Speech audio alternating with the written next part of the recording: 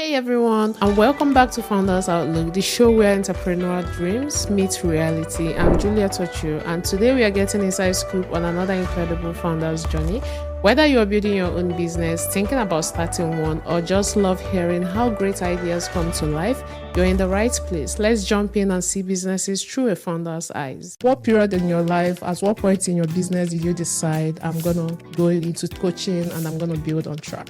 Okay, because it was a total turnaround. It's an interesting story. I'll give you the Coles notes. I ran for Parliament in 2004, knowing that I wouldn't win. I'm curious, the AND approach, does it involve teaching and coaching lawyers how to employ people and delegates? It starts out with profile of the ascending law firm owner. So the fears, the challenges, the worries. It gets into the psychology of it. When I saw the name of your business, your company, I loved it, OnTracc. Where did the name come from and what does it mean to you personally? I came up with the brand. I love doing that stuff. I've branded many firm names for clients. I like to keep things simple, like it's about getting on track and staying on track. What's the biggest hiring mistake you've seen founders make, especially lawyers? Is the desperation, the scarcity of, I need someone. I just need someone.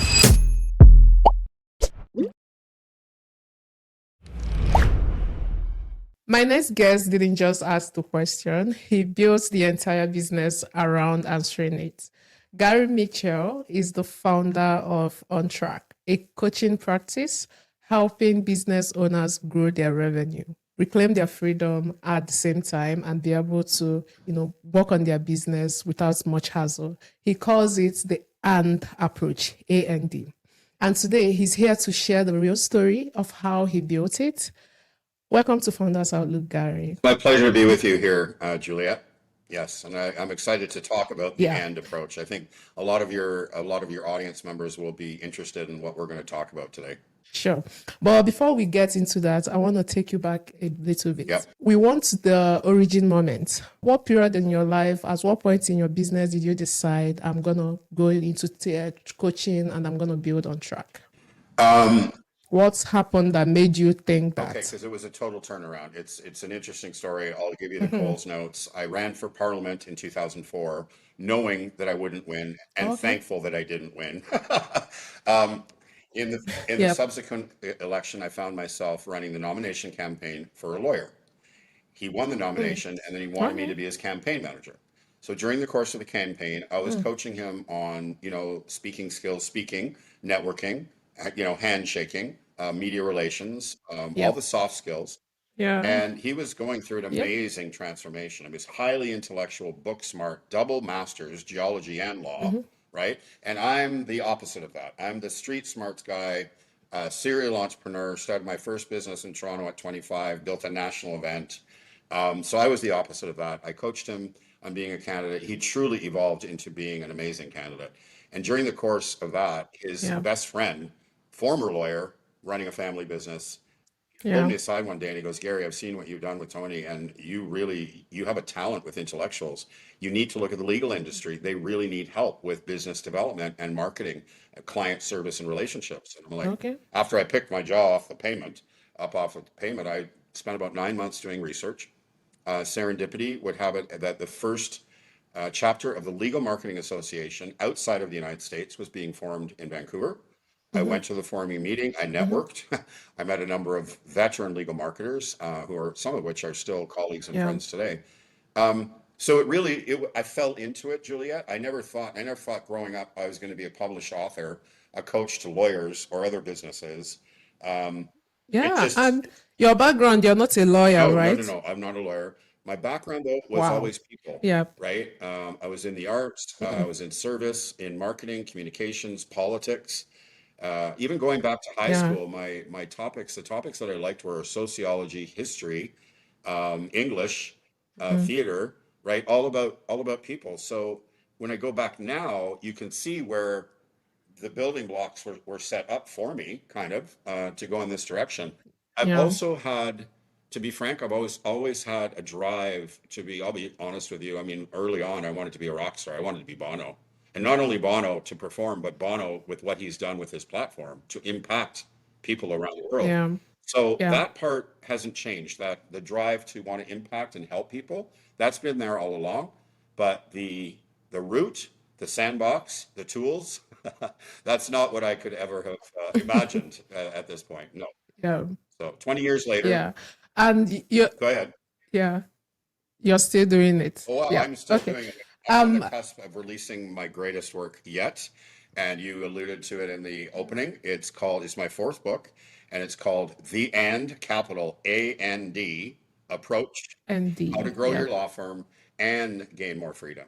And basically, anybody that has a Wow. business can take the ingredients from this book. In fact, I probably will have a second edition, and it will be for a broader audience. Um, I'm writing it for my Yeah. current sandbox audience, right, which is law firm owners. And Law we firm. briefly Yeah. spoke Okay. at the beginning, and I'm actually living the and approach, right, Juliet? I'm working from Puerto Vallarta, Hmm. Mexico in the winter. In the coming years, I'm going to look at different islands, Europe, and work from different parts of the world while I grow my business.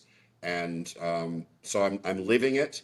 I'm proof, and I've got lots of examples from clients and non-clients that it is possible when you set your mind to it. I'm curious, the and approach, does it involve, teaching and coaching lawyers how to employ people and delegate? Yes. Is Oh, that there's a what it's all lot. There's a about? lot of it. It Okay. starts out with a profile of the ascending law firm owner. So the fears, the challenges, the Hmm. worries. It gets into the psychology of it, creating the ultimate mindset. There's some healthcare, or, Yeah. sorry, self-care in there, practice management, organization, time management, organizing yourself, organizing your team. Hmm. Definitely a lot skewed towards HR, building a strong team around you, going from your strengths, right? Leadership is huge in there. And then, of course, marketing, business development, growth strategies, operations, blah, blah, blah, blah, on and on. It's like the A to Z, holistic, Yep. the way the publisher, who's actually a practicing lawyer Yep. on the side, and the brother, get this. I mean, this is just full circle. I was looking at publishers all over Yeah. North America, and the one I landed on is in Toronto. Yeah. The co-publisher is a lawyer, and the brother of the lawyer who gave me the ideas to go into the legal industry. Wow. And he reads it. His first read was, and his first comment was, Gary, wow, this is the most holistic approach I've ever read on growing a firm or practice. And I said, Yeah. good, that's my intention. Yeah. It's not just money. It's not just Yeah. get bigger, get bigger, bolder. It's the whole thing. I mean, Yeah. those are my values. I'm not just about growing. I'm not just about money. I want to have quality of life, and I'm committed to showing other Yeah. people how to do the same. True. And I'm curious now, do you think at some point lawyers will be able to automate some of their processes or some of their tasks in the law Oh, firm absolutely. with the invent of Yeah. AI? Oh, there. With the invent Some of of them AI. are Okay. doing it. Like everything else, a lot of this is generational, right? The older generations are Hmm. probably not going to adapt it because they're getting on in their career. They don't have many years to go. They're the ones who are Yeah. more fearful of new technologies. They always have been. But my clients in their 40s, even up into the 50s and below, 40s, 30s, they're absolutely looking at AI, and some of them have even adapted into their practices, and I'm showing them how to do more of that. Yeah. I mean, Practice. I'm Yeah. I'm using it in my Wow. practice, absolutely. Yep. Um, Yep. yeah, it's here, and it's like having three assistants, right? At the touch of Yep. your keyboard. Yeah. On a lighter note, when I saw the name of your business, your company, I loved it. On Mhm. track. Where did the name come from and what does it mean to you I personally? came I came up with the brand. I love doing that stuff. I've branded many firm names for clients. I like to I Oh, like to okay. keep things simple. Like it's about getting on track and staying on track. Yep. And I play with it, right? There's Yep. no K in on track, just to make it more Hmm. creative. Um, Yeah, there is but I none. mean, I think Yep. anybody doing anything wants to get on track and stay on track, right? Um, so that's Yep. my role as a coach, is to get them on track if they're not. If they are, how do you take it next level and maintain it, right? Maintain it, stay on track. Yeah. That's the hard part. Hmm. Yeah. Yeah. Okay. So, and this book you're writing, is it out now? When is it going to be Oh out? no, I'm And where not. can It's people done. It's in the get hands of the it? publisher. I saw the full jacket art last week. It'll be due out. We'll be having a launch event in Toronto early June. Yeah. Yeah. And now I should mention Okay. too, And I you, should mention this is where AI comes in. With the assistance of AI, I'm putting, hmm, as today's Sunday, but hmm, I do create my creative stuff on the weekends because it's not like work to me. It's fun, right? So I'm putting yeah, the finishing touches yeah, on the app and companion workbook that will be coming out after the initial book. So the process would be they read the book, the light comes on in a couple of areas, then they go and get the app, and the app is kind of like a DIY and the workbook, and it goes through the process of what I do with my clients, what I've built over 20 years, the process, and there's Yeah. accountability in there. So it really moves them forward. And those people who are serious about and whatever their and is, right? I don't dictate what their and is. Yeah. What does freedom mean for you? No, but Yeah. whatever, if they're serious about Yeah. getting and instead of either or, the book, the app, the workbook, it's a roadmap, right? I had a Yep. consultation on Monday, and it was one of the most enjoyable consultations I had. It's a husband and wife co-managing partner team out of Toronto. That's a first where I've seen, yeah, that's a Oh, first for me in 20 years. I always like first. I like to be yeah. surprised with something new this late in the stage. And they're, Yeah. leading up to the consultation was like, well, we want more money or more time, more money to justify the fact that we don't have any life and time, or more time. And I said to them right out of the gate, I said, what about both? Like, and Yeah. it, More money it, and more it time. Yep. starts with the mindset. It starts with the mindset. Whenever we change the way we think, we need to forget everything that we've learned before, right? That's the hard part. We're Yep. creatures of habit. Mm-hmm. And I know this myself. Um, we have to forget the conditioning. We have to forget the old school, the way it's always done before. I mean, this is where innovation comes, right? Somebody will have some idea to Yeah. do something better, do it in a different way, and boom, right? All of a sudden, it takes everything to the next level. So I work with them on Mm-hmm. mindset. If they have the desire, that's the thing. If they've gotten to a point where they know they want to grow, they want more freedom, they just don't know what the steps are. If they have that deep desire, they know their why, and they want then I can work with them. You know, you just hit the nail on the head, which is your talk about mindset shift, Hmm. because that's very important. People need to, have the mindset shift before they can, incorporate the and approach into their business. Absolutely.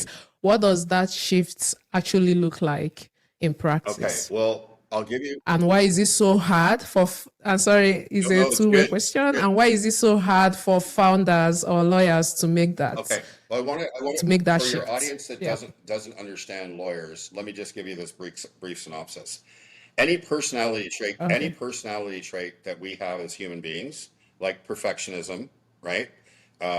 Need to have control. Um, they don't want to give up control.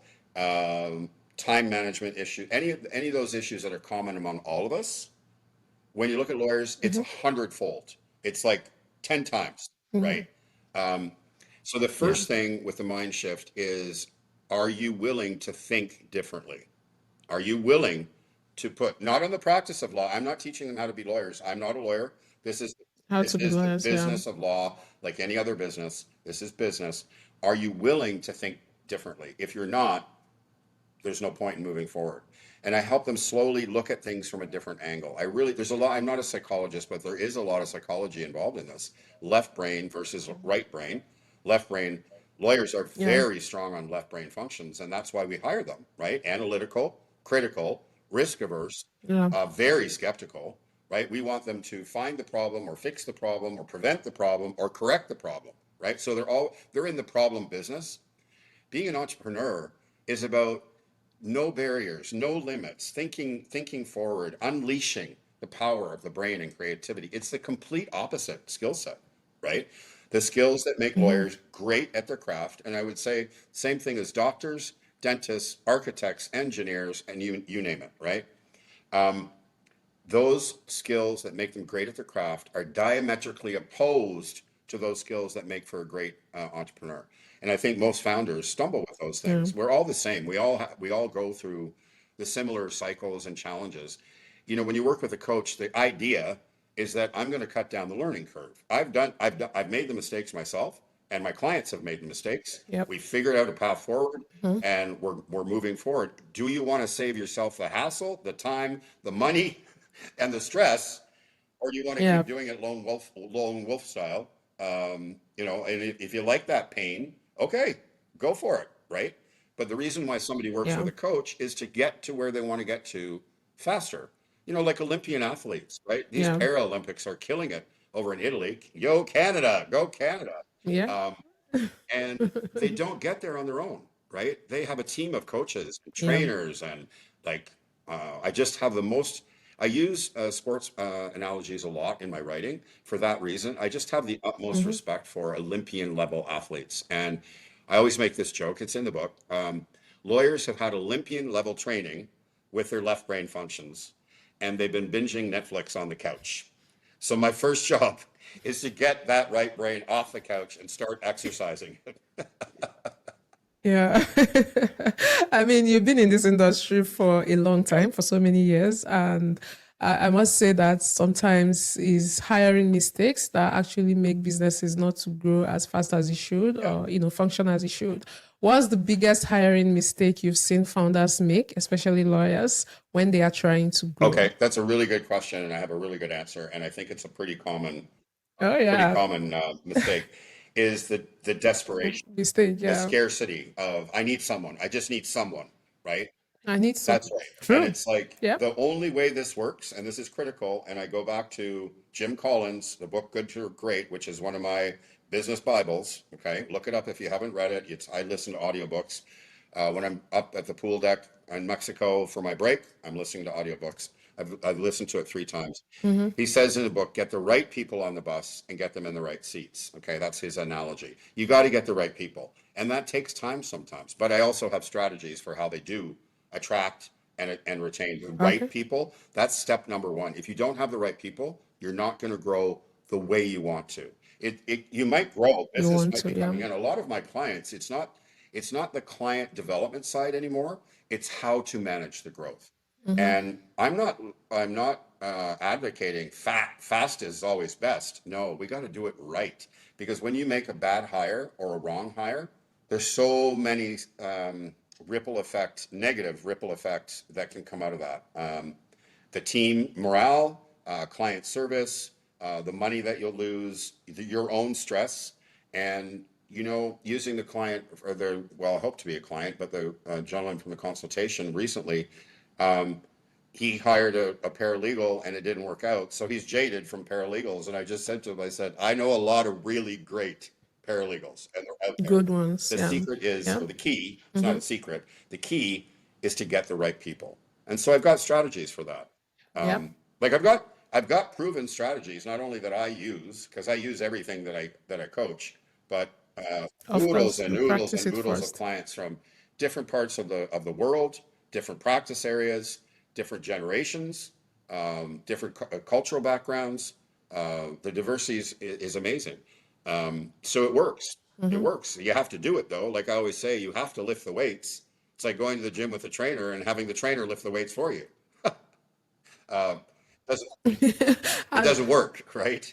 yeah, and for the founders that you've already found made the shifts, mindset Yeah. shifts. Do you need to still? How do you help your employees get the mindset shifts? Because whatever process you're bringing in new, you know, whatever approach you're trying to implement, your employees need to follow suit, right? How can you encourage them and guide them to also make the shift? Because people don't like change. Change is something that scares people a lot, especially in the workforce. Well, that's the other thing too, is that sometimes I help the clients understand that they may not have the team that will end up being there five Oh, years from now. Because not every you shouldn't have to yeah. push and pull. Like Jim Collins says Mm-hmm. this in the book too. He said when you have the right people on the bus on your team, there's no pushing and pulling. That's when you decide which direction collectively to go. So you need to build a culture of Mm-hmm. inclusion, innovation, collaboration, right? Yep. Not Yep. micromanagement, not stifling your staff, but inviting them in, making sure their ideas are always welcome. And I mean staff right from the receptionist all the way up to partners, right? Like there's no there's Yep. no prejudice against support staff in my world. No, everyone Yep. has a role on the team. It's like any sports team, right? Not everyone is the goalie or the Mm-hmm. pitcher, but everyone has an important role. And so helping them understand that the more they can empower their people, unleash them, and I do practice this as well with my EA. And she even complimented me one day because I have her part time and she works for another agency part-time. Yeah. And she said, Gary, I just love working with you Yeah. because my other company, they micromanage me. And with her, like I Yeah. unleash her. Juliet, one of my favorite quotes is from Steve Jobs, who's one of my business, leadership, organization gurus always. His quote is, we don't hire smart people so we can tell them what to do. We hire smart people so they can True. tell us what to So do, they can. right? Like I have a Yep. skill set. My client has a skill set. And this is where we build from. We do the Mm-hmm. SWOT analysis, we identify their strengths, and instead of old school, worried about the weaknesses, I mean, in some cases, time management, yeah, we need to work on that. That's not something you can delegate. You have to do your Yeah. own time management in your own organization. But marketing, admin, Yeah. IT, all those things, you should not be doing those things. They should be off your desk. You should be lawyering and leading, right? Serving your clients, Yep. growing the firm. Yep. From that, we identify where the holes are and we identify the right people to fill those holes. It's kind of like putting a puzzle together. And it sounds simple. It is simple. It's not easy to execute. We're dealing with people, Yeah. which I've always maintained is the Like you hardest said, part. The people are the hardest of the part whole of any thing. business. Yes. Now, fortunately, Yeah. And I found a niche yeah. where they don't like HR, and I love it. I love the challenge of it. I love putting the pieces together and finding, that person is going to be really complementary with this person and building the team. I love it. I love it. I'm a coach. Yep. Yep. And you said earlier on in this conversation that you practice what you preach, Yep. like you implement whatever you're training people on. What's the hardest decision you've had to make as a founder on that, that had nothing to do with a client, maybe in your own business, which is on track? What's the hardest decision you had to do to get it right? I don't know if it was the hardest. I mean, it might be hard for some people, but I want to share it because it would be the typical move. Mm-hmm. So Yep. when revenue declines, I Mm-hmm. will not cut the muscle. The muscle to me is my EA. She's Mm-hmm. my right hand, and marketing. Yep. People are usually founders and business owners are too, in my opinion, too quick to cut the muscle. Another analogy, another saying I'm a fan of using over and over is don't cut the muscle, cut the fat. Look at the operational costs that can be cut. Don't cut your talent and don't cut your marketing. Okay. Those are the drivers of your Okay. business, right? So I Mm-hmm. didn't do it, but I would say that's one of the number one mistakes I see clients make and most business people. And I'm now it's a Mm-hmm. couple months, and I'm like, I'm very glad I did not do that, right? Um, it's Yeah. one of the first things I see people because they panic, right? They panic and they're Yep. foreshadowing well into the future. It's good to have an eye on the ball, yes, but it's Yeah. not good to panic Yep. when you're trying to build something. Yeah. All right, that's great. And how has OnTracc grown since you launched? Hope it's been growing. Hope you're having more clients. Are you still accepting clients, lawyers to work with, or you're just focusing on creating the app and the book? I have a limited number of clients now because of the plan. The plan is Okay. launching the book, then launching the app and Mm-hmm. workbook, and then franchising by the end of the year. So taking a selective Oh I'm man, taking a yeah, selective. I will always have a cohort of clients. I never want to give up the coaching because I really love it. It's just amazing to yeah, see to be a part of the transformation of another human being, and to have had a part in that. yeah, I'm not fully responsible. mm-hmm. No one is, but to Yeah, have a part in that, it's watching. I'm not a parent, but I can imagine it's kind of like watching your child grow into an adult and go on to become happy and successful and a productive member of mm-hmm. society. I mean, I think that must be the pride that parents feel, right? So Yeah, true, we true. have I'm grown. excited about the franchising part. Yeah, we have Yep. grown, and well, that's part of my mandate to pay it forward. Is now when I franchise, I'm going to franchise to other coaches who are great at the coaching Yeah. component, like lawyers, the craft, or architects or engineers, Mm-hmm. but they're not so good on the business part. So there's a lot. I'm now Yeah. back to the more of the entrepreneurial, the entrepreneurial swing is now about 80% and coaching is about 20%, which I will maintain. I never want to stop doing Okay. that because it's like not only is it Yeah. rewarding, but I have to keep the chops. in shape, right? Sure. um, Sure. so Yeah. that's where we're at. And the other thing, when I um, first started, it yeah. was basically business development and marketing, and now it's all things business, all things business, with a Yeah. strong emphasis on Great. leadership and HR. Nice. Yeah. And for a founder who is grinding right now, working about 60 hours, because some people do it, 60 hours a Yeah. week, afraid to let go. What's that one thing you would say to them today? Okay, so an exercise I do with my clients, because I understand, I've been there, right? In this scarcity, when you're Yep. growing, usually it's in the startup phase, you're doing everything yourself because you don't think you can afford to hire other people. So here's a very simple exercise for your audience members to do. I like to keep things practical, down to earth, Yep. because we remember it. Do the math. Do the math. When you are doing a Okay. task, like you're running marketing, you're writing a blog, or you're posting on social media, or whatever you're doing outside of your core Mm-hmm. competency, your number one craft, what you do Mm-hmm. best.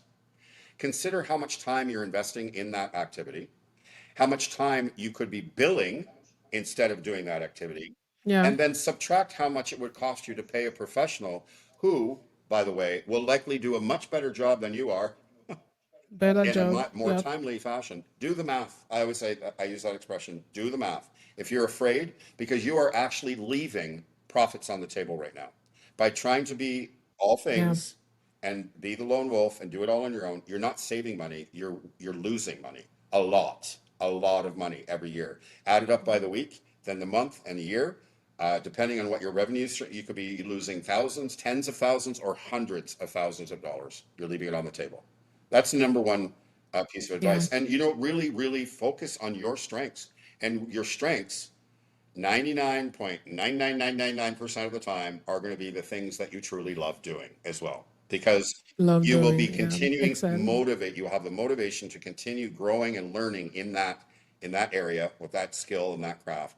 Whereas the things that are on the side, you procrastinate on them. You're never really going to invest much time on how to get better at marketing or better at IT or better at admin. I hate it, Mm-hmm. man. Off my desk, get it off my desk, right? The thing is, we can have fun. Like, Yeah. as entrepreneurs, this is the whole point. We take risk. Part of the payback is the freedom, the Mm-hmm. creativity, Yeah. there's Yeah. no borders, there's no constraints except those we put on ourselves. So I try to help my clients lift the restraints. It's been a life work of mine for myself as well as my clients. And it continues to be. We are the worst enemies to ourselves, right? We put up more Yeah. roadblocks. We create more problems for ourselves. Um, and I really like the down to earth approach, because like they can sense that it's not BS. This is real. This is real. And I can point to Yeah. so many examples. And, I've worked with Yeah. senior partners who've always done it one way. And then, wow, we're on a call one day and he says, Gary, I can't believe it. I'm only doing work that I love. And I laughed. I said, that's because you've Yeah. learned to become phenomenal at building a team, effectively delegating and raising them up and mentoring them and growing them. And now you get to pick and choose the cherry, cream of the crop clients and the work that you want, and your days are 100% more fulfilling. Yeah. Okay. Before we wrap up, is there any question about your business I've not asked you that you want the audience to know? No, I Anything at think all this has about your been business? pretty awesome, Julie. I hope I've given your audience a few tidbits of things they can run with. I mean, definitely, without a coach, focus on your strength. Look for people that will complement your strengths. Don't try to do it all on your own. Mm-hmm. Do the math. If you're that concerned Yep. about your cash flow, and I get it, we got to be watching our cash flow, but sit down and do the math. What are Yep. you leaving on the table by trying to do everything yourself? And then, if you can Mm-hmm. create a culture where you can give people the opportunity to contribute, and understanding the difference of the up and coming generations, they want to contribute. They want to be a part of a team. They want feedback. They want to continually learn. That's the kind of people I want working with me, Yeah. right? And you Yep. build a team. Yep. It's not just you. Yep. And before we go, I want to do like a rapid fire question with Okay. you. Just five Okay. questions. You give the first answer that comes to mind. Okay. Okay. Are you ready for Yeah. it? Yep. What's the one thing you wish you would have done sooner in your Oh, that's business? very easy. I hate sales, so I never developed a lead generation system early on. I avoided it, and that's Yep. definitely one thing I would have done early on. Yeah, I delegate it. I still hate it. I don't want to do it, and I don't have to. I don't have to. Yep. Like if they can help me get people to a consultation and we have a conversation, that part I love. I'm not selling anything. I'm coaching. So yes, absolutely lead generation. Okay. Absolutely. What's the best advice you've received as a founder? Oh, well, I think it wasn't given to me directly, but it's Steve Jobs. Um, Build Okay. from strength. Okay. Surround yourself with smart people, smarter than you. Um, like I don't need to be the smartest person in the room. I want to build a phenomenal team, right? And what I want to do Yeah. is Yeah. encourage them, empower them, and unleash them. And I love collaborating. Yeah, Okay. yeah. Yep. All right.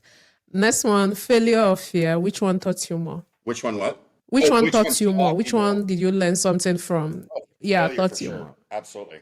Because you're Failure? trying. Really? Yeah, you got to try something. Yeah. No, this is Yeah. science, right?